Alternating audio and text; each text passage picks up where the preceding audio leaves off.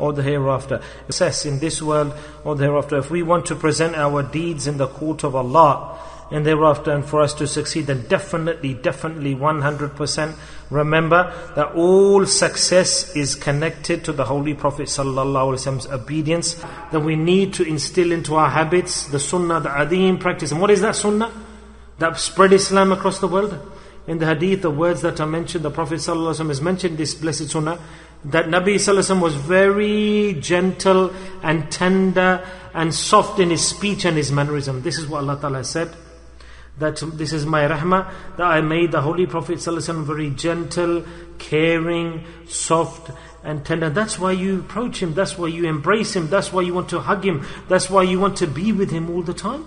A price tag on our iman, pounds and dollars. When a person's immodest or committing a sin, then what's he selling at the time? His iman, his belief. Direct. The sin is linked with what? With iman, with belief. As soon as a person implements a sin, he's disobeying Allah. Why is a person committing a sin?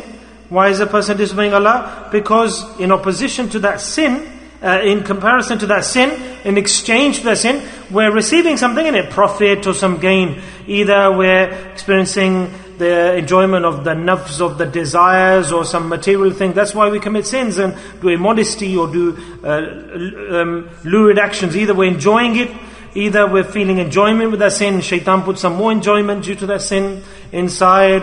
We feel satisfaction, and we sell our iman. We buy sins in exchange with our iman. So remember, always when a person commits a sin, he's selling his iman for something. Directly when a person commits a sin, look how big an action is a sin. Severe. That's why it's very essential for us that never consider a sin as a minor, as a small thing. Never consider a sin as a small thing.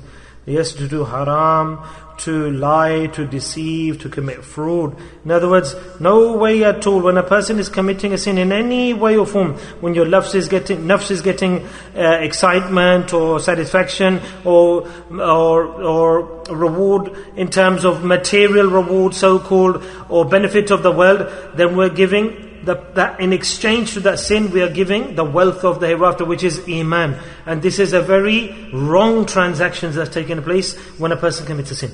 He's exchanging iman and the hereafter for the world and sin. That's why when a person will go to the hereafter, his iman will be finished. No nur, no light. He will have sold his iman totally in the world. And I sold my iman for this much, for this much. Allah will say that you did this sin, you did X, Y, Z.